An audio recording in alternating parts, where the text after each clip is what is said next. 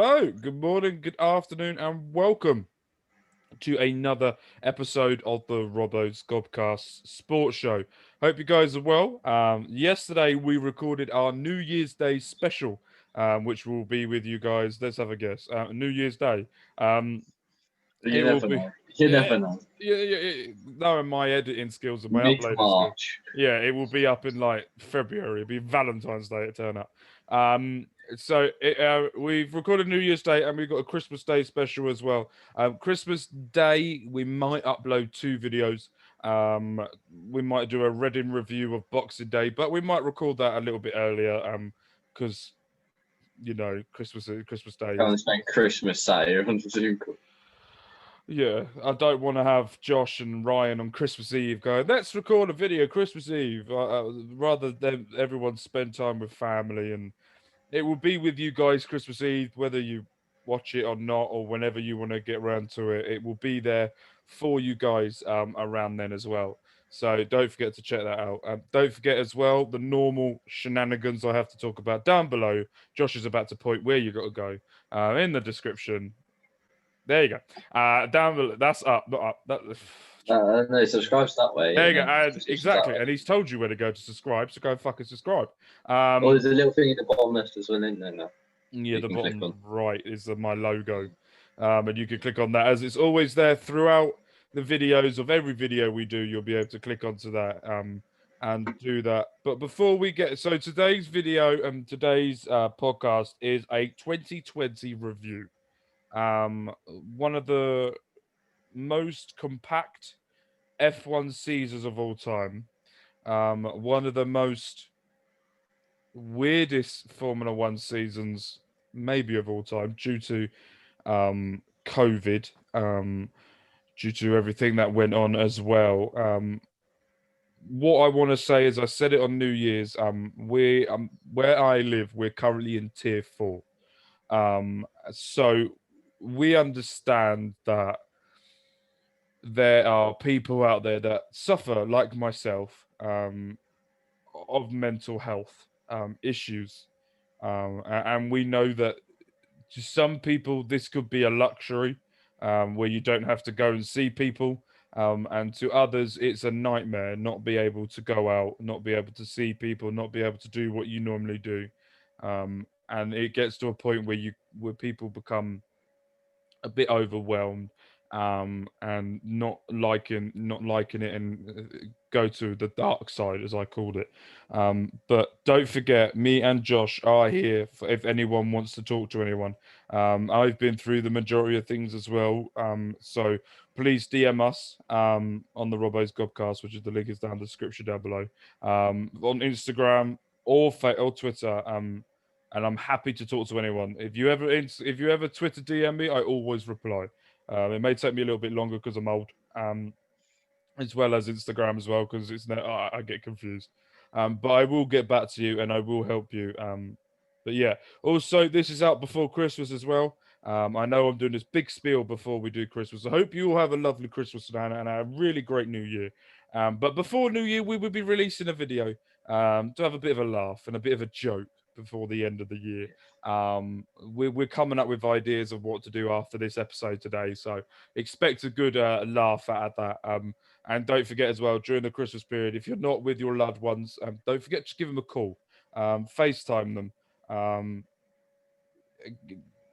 tell them how much you appreciate them, love them, what they're doing, how they're getting on, and just make sure you get a call. Right, let's go on to, before we do the review of 2020, let's go through the latest news.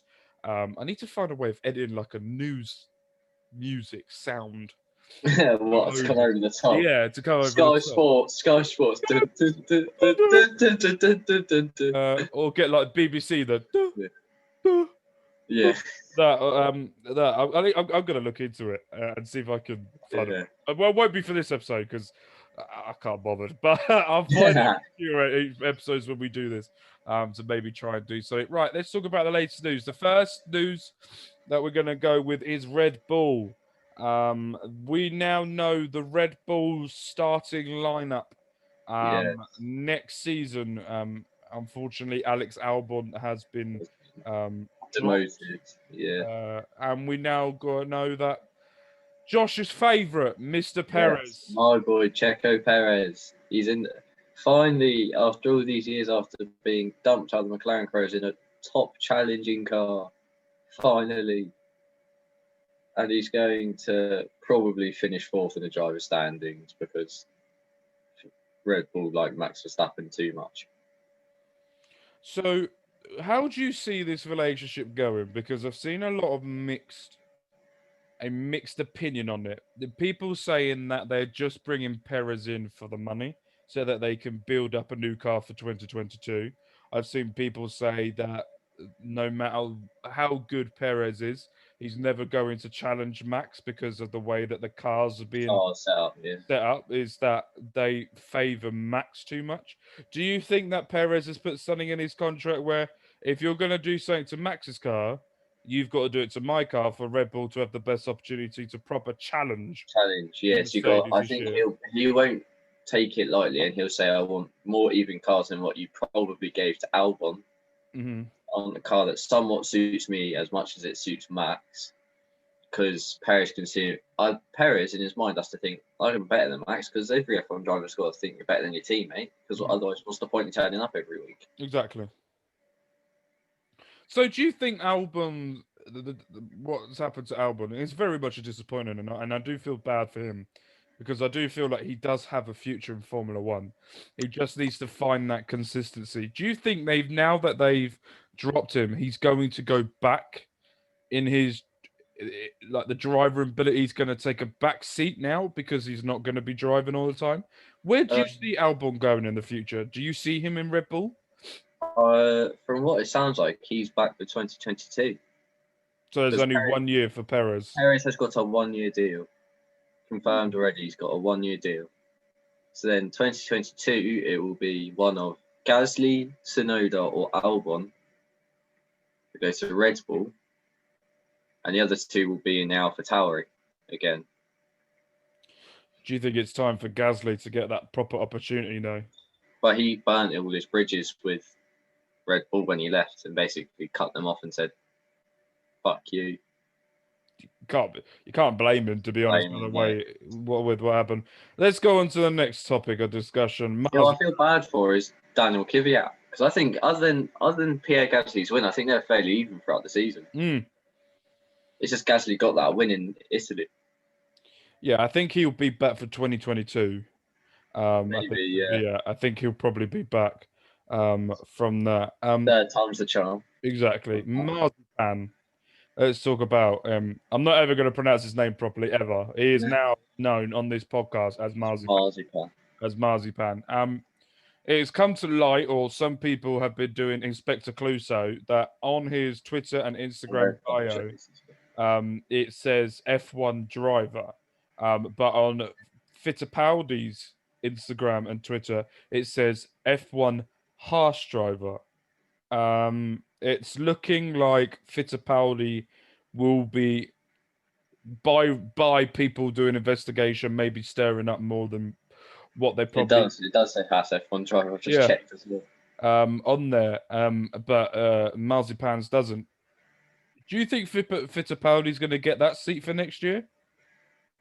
I think he's going to be he's going to be their little scapegoat, as we'll put him in the car for testing and stuff, not announce him as a driver, and then probably end up still having Mazepin in the car for Australia and just backtracking on it. What I think they've done is said, for now, you're not our driver yet because of the fuck up, but if you stay good between now and March, you could be back in the car. But won't that fuck him up though, Marzipan, if he doesn't do any of the testing? Might do, or they might wait till February and then get him to do testing. But I saw something which is a lot of hazards. So Marzipan's dad is rich Russian chemicals man, but so he can only, but he's only bringing X amount of money. And apparently, from what I've read this morning, all the other sponsors are almost ready to pull out because of how Mazepin's acted. So you'd only have the Mazepin money or all the other money, and you're more likely to be able to find backing from somewhere else or get another pay driver in the car. And then put, because I think Fittipaldi he'll be announced for a temporary role in that car, possibly. Yeah, and it's also been announced that Callum Ayot is going to be the is it the according to this, he's a harsh driver, according to Wikipedia. The He test and reserve. Yeah, he's going to be the he's named as the Ferrari test driver for 2021. Yeah. So I'll tell you what, Ferrari have got. I don't know whether I'm going to sound stupid or not. So I don't know. I'm going to say it. Fuck it. I'm going to sound stupid. Ferrari could have the driver lineup for, if they do this right, they won't have to change drivers for years. Oh, alarm.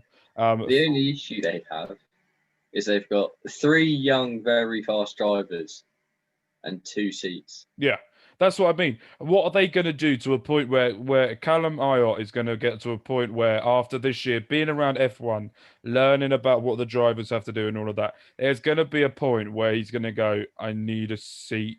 I need to do it now myself. Oh, I think Kimi retires at the end of this season. We've been saying Kimi retires for the past 6 years, and the man never I think does. the only reason Kimi's sticking around is because he wants to do the same as Fernando's done and do the 2022 cars, Yeah. the new cars. Don't And blame him, to be honest. I think he deserves that opportunity to do it. I think, yeah. So what I've seen is Alfa Romeo. Yes, there's too many Alphas on the grid.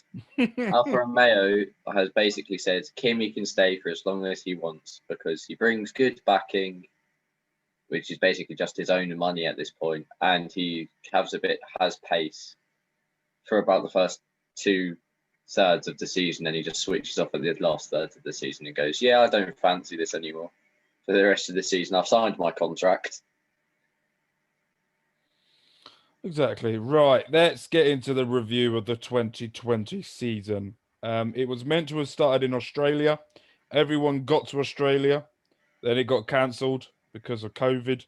Everyone had to leave Australia and go back around. So it officially started in Austria with the 2 weekends that happened there and a very exciting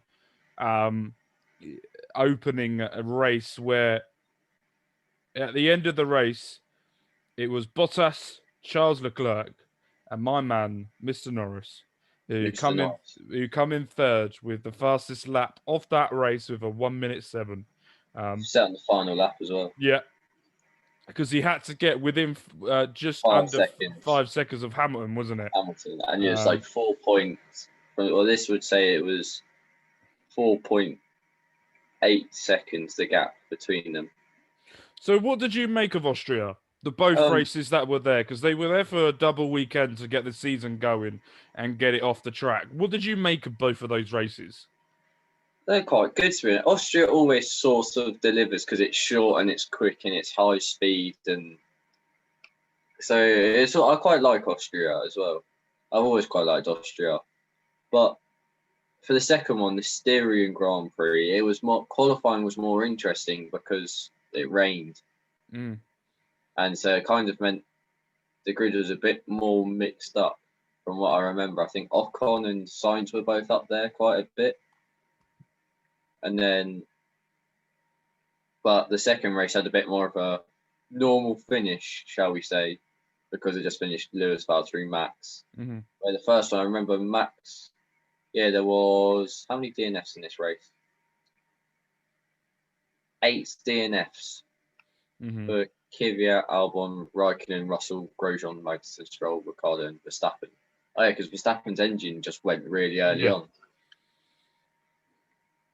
So then we went from that double weekend in Austria to going to a place where how I normally feel majority of the time, hungry, and that come along. What did you make of that race? It was a typical Lewis domination. But what did you make of it? Oh god, it feels like such a long time It ago. does. 6 months ago. I just checked this earlier. We did 17 race. Normally they do 18 to 21 races in 9 months. We did 17 races in 6 months and 8 days. So just over 6 and a bit months. But yeah, this was where Stroll finished fourth in Hungary as well, which is where, and he ended up being P4 in the championship up until his car crashed in Mugello with the puncture, and then he got COVID. But this is where everyone was like, "Oh, is Stroll outperforming Sergio Perez? Is Stroll finally come good?" And then he kind of just slowly went backwards and backwards and backwards for the rest of the season. And then we had the double header at Silverstone. I think one of the craziest races, endings Ever, yeah, just ever. Ever. We had Bottas tyre that blew up.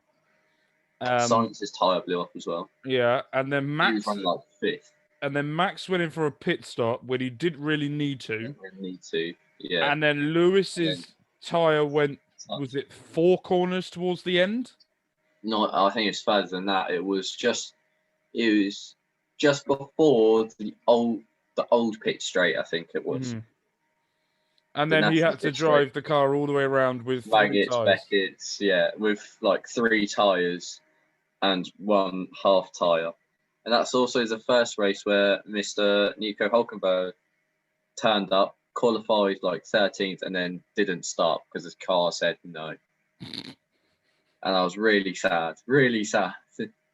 Yeah, because that was when Perez got COVID, wasn't it? And then Hülkenberg also did the following weekend, where he actually qualified 3rd. It also was announced that Silverstone will be holding a few more Grand Prix over the next couple of years as well. Contract to, I think, around the same as Sao Paulo has just been announced in 2025, which is so happy it's staying at Sao Paulo. Yeah, and I'm really happy it's staying at Silverstone because one day I'll actually go to one of them. But we went there, and then we went to Spain, then Belgium. What was your memories of Spain and Belgium? I can see what you've put here about Spain. Yeah, well, if we have a look here, everyone up to Bottas got lapped. So that's everyone up to 3rd. Yeah. Which also me, and Bottas was 44 seconds, which is about half a lap before being lapped by his own teammate who would have won the race. Jesus bloody Christ. Belgium, we all know Spa. Spa, great track. That's on my bucket list to go to. Yeah, I'd love to do Spa. Spa is excellent. Which we saw Renault 4th and 5th. Yeah, with Danny Rick 3 seconds behind Max. Just Spa always brings up some shocker or something happens. Yeah. Then we did the Italian double header where we had, I think if anyone put any money on this, deserves to do my lottery numbers, where the top 3 was Gasly, Sainz, and Stroll. Followed by Norris in 4th, so it could have been a McLaren double podium, but I mean, I'm not being funny, but that and I think Sainz had the pace. If it went for another lap or 2, yeah, he would have got him. If it was literally one more lap, I think he would have got him on that DRS straight into the first corner. Exactly, and then that was one of the strangest. But I think that was what the season needed because it was coming a bit too predictable. Just Lewis. As much as I love Lewis Hamilton, and I love seeing him becoming world champion, and I hope he comes again this year just to break the championship and then just fuck off, or goes in the 2022 and say that he's done nearly all of it and then go away. But for me, I think either all right. So I said this before and I say it again: it's either Mercedes are too good at what they do, or the others are too lazy and they didn't want to catch up with them. It's the point of, okay, we know Mercedes are going to be good, and you always hear Red Bull saying Mercedes are just too good. Mercedes are really well, but then they don't do anything about it to try and stop them. And that was the one thing Mercedes in return would always, like Max Verstappen and Red Bull obviously win the last race in Mercedes go, Toto Wolff in his car. Oh, we've got a fight on our hands next year. Red Bull look really on the pace. Mm-hmm. It's like, no, you turned your cars down to 80%. So, of course, you have to be slower. But this is the race that highlighted out to me this Italian Grand Prix is also that Mercedes, or Bottas at least, isn't actually that good when he's not at the front. Because I remember he went right to the back very early on and just struggled to get through, where Lewis got back to 7th and within 10 seconds of his teammate after about 15 laps, I think it was. Mm-hmm. And everyone thought Lewis was possibly going to make the podium again. I think it's interesting the fight with Bottas. Is this Bottas last year to show His that pace. that he has the pace to do something in the Mercedes? Is this the year where Bottas's Mercedes career relies on Lewis retiring at the end of this season coming up? because if he doesn't, do you think he's going to be there? No, I think if Hamilton goes, I want to 22. If he signs a contract tomorrow and it's a 2-year deal, Bottas knows he's got 1 year, and then Russell's in the car. Unless Mercedes hold off on Russell until Lewis leaves, because they don't want that Russell-Lewis partnership like we saw with Seven Leclerc, where you have the older, more experienced driver who's like the number one. He then gets the multiple-time world champion. He then gets beaten by this young, fast, up-and-coming driver. Yeah, but do you think Mercedes would do the way that Ferrari handled it? I can't see Toto Wolff putting more stuff into the car. I think, for me, the way that I read the Mercedes situation is they will always give the tools to both drivers to do the best that they can. Yeah. But it's up to the drivers to do it. With Ferrari, they just gave all their tools to Charles Leclerc and go, Seb, you just have to find a way of doing something yourself, mate. Yeah. That's what I found. I don't know what you think. Especially this season. Yeah. I think after Charles won in Italy and Belgium with their illegal engines, I think they went, Charles, our man, he's younger, he signed like a 54-season contract. He's our man. The next 2 races we had was Russia and Germany, where in Germany, it was Daniel Ricciardo who finally got the podium that I think we all wanted him to get, just to make sure that Cyril got his tattoo. I really want to know what tattoo he gets, by the way. So if anyone can tell me. Apparently it's something is happening over this winter. Apparently it's going to be a Ricciardo-based Germany-themed tattoo. Oh, that's fun, man. I want to see it when it's done. What did you make of the Russian and the German Grand Prix? Bottas actually won in Russia, followed by Verstappen and Lewis. So Lewis fell quite a bit off the pace, so like 20 odd seconds behind Bottas. So a bit of, is Bottas going to actually put up a fight for the championship? No. And then the Eiffel Grand Prix was interesting, and we could have had a proper battle on our hands until Mr. Norris's car, he was running in third at the time as well, died, and then brought out the safety car, and then Ricciardo just had the better tyres to be on at that point of the race. It's interesting. I remember with the German Grand Prix as well, just how eventful that was. That wasn't one of those races that was boring. There was something going on or something happening. I really like the Nürburgring. Yeah, James May doesn't, but yes. But that is one of his hateful tracks that he had. Then we have the Portuguese Grand Prix. Looks like, it hasn't been announced yet.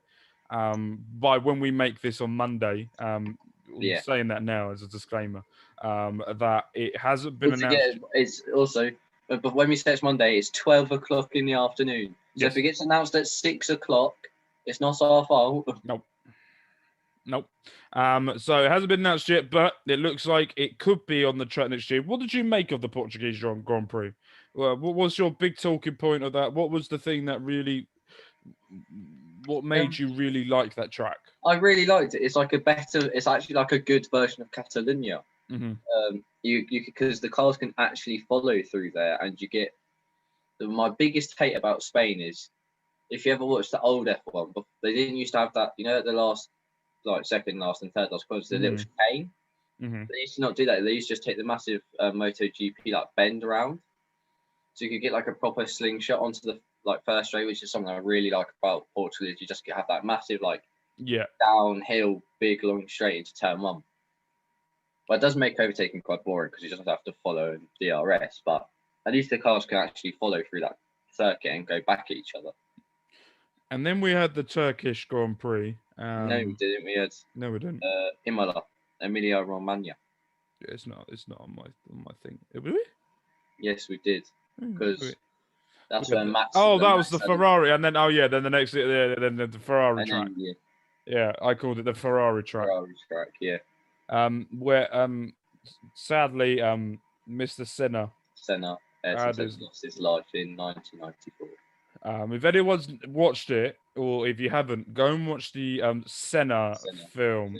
It's excellent. So good. It's so good. It's so good. What did you make of that then? What was your big talking point coming away from that? Well, Ricciardo got another podium. Kvyat could have been on the podium, which makes it interesting. He was within 8/10. That could have saved his seat if he had got that podium, I think. Looking back at it. And this was the race that started the really poor form of Albon, because if you remember on the safety car restart after Max's tire, because Max got past Bottas and then his tyre blew up about 2 laps later.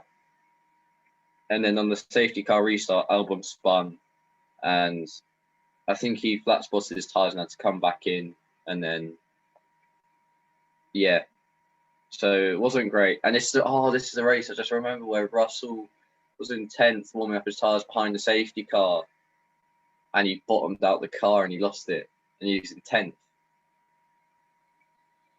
I just remember that.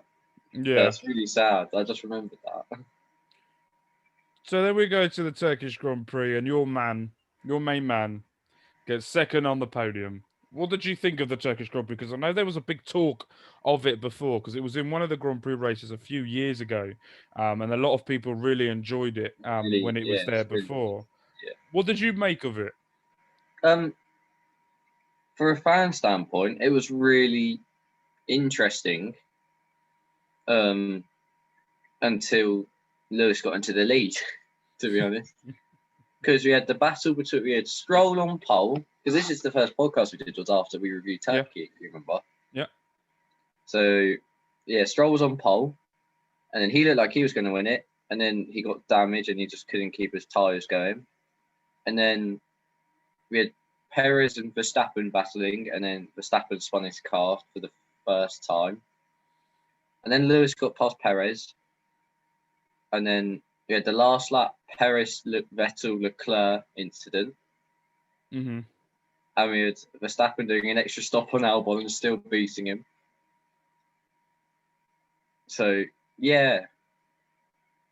And that was when Albon probably should have won that race, to be honest. Yeah, definitely. And then we went over to Bahrain, where we had the shocking, the worst crash ever I think I've ever witnessed. I literally thought, and I said this on the podcast as well. I think I said this as well. I think I thought when I first watched this, I saw someone die. Someone died, yeah. And my heart just went. But thankfully, Roman is now out, safe, recovering, getting all of it with his family. Exactly.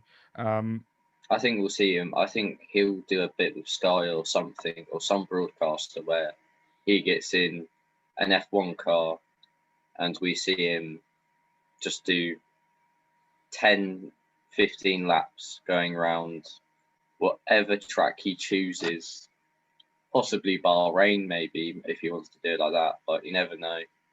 But whatever track he really wants to. Maybe at winter testing he might do, you know. Or a team gives him a day of winter testing to have I think they will wait till all the fans are back in, and maybe go to the maybe a Paul Ricard or something. I think they might do something with that just so that he can have a proper send off. And we saw the second week. Haas could bring him back. Possibly. Could just for one race. Yeah, especially if the whole Fittipaldi and Marzipan situation. Marzipan shenanigans. People are gonna get so pissed off with me calling him Marzipan. Marzipan. Yeah. I'm so happy I'm going to annoy people with that as well. So then we had the second weekend of the Bahrain Grand Prix where George Russell was able to step up into the Mercedes due to, unfortunately, Lewis Hamilton contracting COVID in that race. And then we had the bragging rights of Mr. Josh with the person who won the race. But there's that's what secured his Red Bull seat. Yeah, and then the thing that really made that Stroll went from the weekend before being on top of his head, going around the corner at Bahrain, to the next weekend finishing third. Third, and Perez being third, and his car dying with like 2 laps to go, and then making Albon go in and finish third. And even then, Mr. Ocon on the podium as well. Esteban. He had a couple of podiums this year as well. He had a good. I think he had 1 podium and then a few decent finishes. Like there's points where he did a bit of nothing, but to be fair, considering he took a season out, exactly. Yeah, he had like 5th in Belgium, and then a few points here and there. But yeah, he's still all right, I think. For his first year back. And then we had, most probably, hands down, easily, the most boring race I think I've ever witnessed in my whole entire career. Greatest of respect to Max Verstappen for winning. Well done. Yeah, well done, Max. Yeah. Excellent win, but fuck me, that was boring. The only other 2 races I think are as boring as Abu Dhabi is Spain and Russia. But Russia wasn't boring because we had that massive incident on lap 1. Which made, there's been an accident. And then it got really boring. Yeah, just really. But if you start off here, you can only kind of go down where Abu Dhabi just slowly go. Russia just went like that, where Abu Dhabi just went down at the bottom. Right, so we have some stats for everyone. So I'm going to read the first one, and then we will take it in turns to read some stats out for everyone. Lewis Hamilton obviously won. Congratulations, Lewis. You are an absolute legend. Love to have you on this podcast one day. If you'd love to do a podcast, please. I love you. Please. I would love to. We're both I'm just a secret Hamilton fan, but I don't want to get hate, so Perez is my guy now. I'm a Hamilton fan. I get hate, so I don't care. I love Hamilton, and if he ever wants to come on with any other F1 driver or F2 driver, we're happy. Anyone, absolutely anyone. Anyone based in F1. Exactly. Yeah. We would love to have you on, even if you're on the pit crew. We would love to have you on to get your experiences of what goes on during the pits and everything. So, we will be reaching out to some people to see if they're willing to come on over the next over the winter. Exactly. So Lewis Hamilton, congratulations, mate, on winning the. I'm talking to him like he's my friend. Congratulations, mate. All right. Winning. He finished on 347 points. With second was Bottas with 223. The Hamilton won won it by 124 points. My God, his dominance. How dominant he is. Just how good he is. Max Verstappen come third with 214. Yeah, so Lewis also had 14 podiums this season, 11 of which were race wins, and he actually finished third more times than he finished second. He finished third in Abu Dhabi, obviously, and I think I remember seeing the other one might have been. I remember seeing this somewhere when I was flicking through. Was it? Which one was it? I'll find which race it was. Russia. There we go. Yes, because Bottas went up into the lead and then never really looked like Lewis was on the pace, really. And he finished second, obviously, at the 70th anniversary Grand Prix, so the second Silverstone race. Yeah.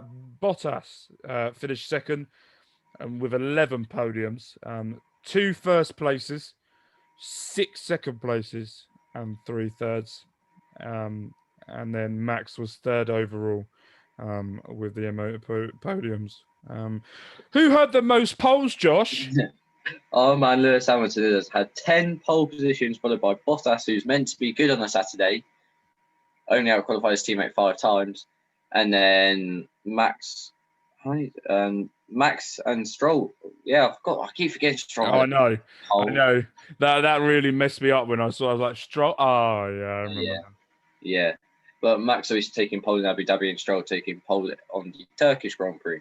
I'll tell you what, Josh. I want to know who had the fastest laps, who had the most fastest laps out of the 2020 Formula One season. Can you tell me who that was? The most fastest laps was Lewis, who had 6, and then Max had 3, and joint third was Bottas, Norris, and Ricciardo. Norris having won at Austria, obviously, to get his podium, and the other one was at Turkey on his Interma dries, or whatever they called them, where they just basically dry tyres. And Ricciardo also got one in Abu Dhabi that I remember because he wanted to leave the team with the fastest lap. I tell you what, your knowledge is absolutely incredible. And do you know what? I'm going to test your knowledge even more. Can you tell me who had the most front row starts?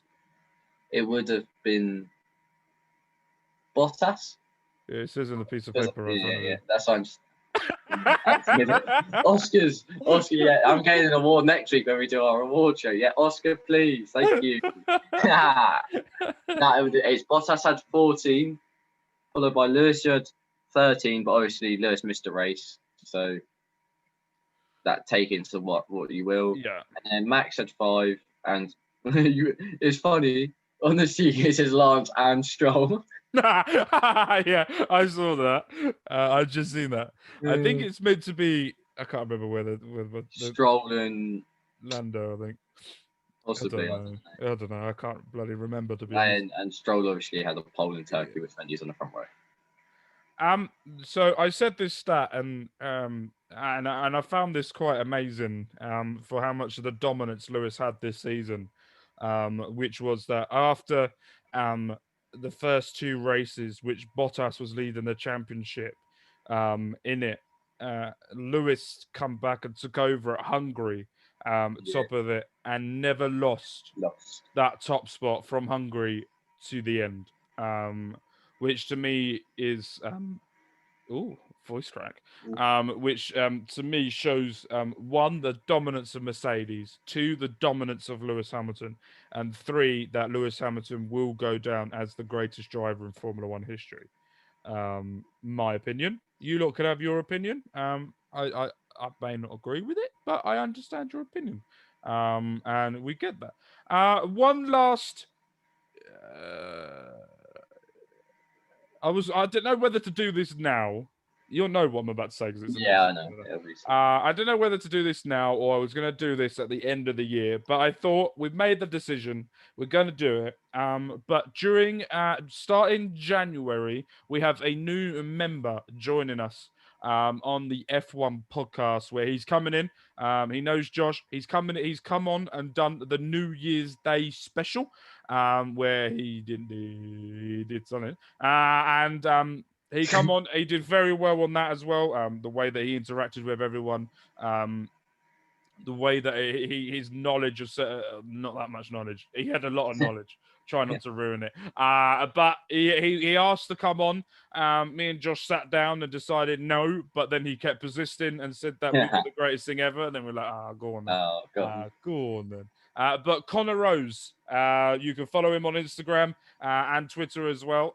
He will be joining us on the Formula One podcast, where we will start building to the 2021 season in, let's have a guess, 2021 in January. Wow. So the plans that we're going to be doing is next week we will be doing our end of year awards, where we will be doing some good ones, some funny ones, and some complete utter shit ones. Yes. That we will be doing. We will be doing that, and we will be doing that next week. The week after that is we will start building to the 21-21 season. We will bring Connor in. We will introduce you all to Connor, and then we will start building by doing some fun little F1 quizzes, building up, talking about some of the history of the teams, We will then, when the practice happens in February, I think February. when February comes along, we will be covering the practice, what we think what's going to happen, and where we can see what we can think after the practice as well, where we think this Formula One is going to go for the new season. And then we will start building up. And then when 2021 season starts, we will be doing the first, 80 second, something days now. I think 80, 80 yeah, I think it's 80 something now. We will be doing our predictions with Connor as well, and with myself and with Josh. We with a different layout, the way it looks and everything like that. I will change it around to make it look more snazzy for everyone. And we will see who at the end of that season. Right, there's 3 of us now, so we can't have. We've got to have a forfeit for someone who finishes last. Yeah.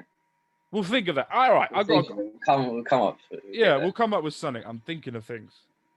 But we will get a prize for the winner, and we will get something that the loser has to do. The someone in the middle is the luckiest bugger because they won't even have to do the video, but they miss out on something. So you might want to be in the middle, you might not want to be. So, and we hope that we can actually build this to a point where it comes down to the last race, and I don't dominate it like Lewis Hamilton. But we'll see. We'll see how it goes. But we will see you guys next week for the awards. Don't forget to check out the new intro on the YouTube channel that we've done. If you've watched this on YouTube, hope you enjoyed the new intro. If you're listening to this on SoundCloud, when you have a spare 5 minutes, go click on the video and check the first 10 seconds, 20 seconds. Yeah, 10 to 15 seconds. Wherever it is, go check the video, go watch it, go check it out. And as I said, don't forget Christmas Day, New Year's Day, we have a quiz out. It's not anything Formula One related, but if you want to sit down and do a Reddit quiz, you can follow us on Christmas Day. If not, you want to do a football quiz, then we are doing it on New Year's Day as well. So don't forget to go check that out. But with all love, care, and you guys have a lovely Christmas and New Year.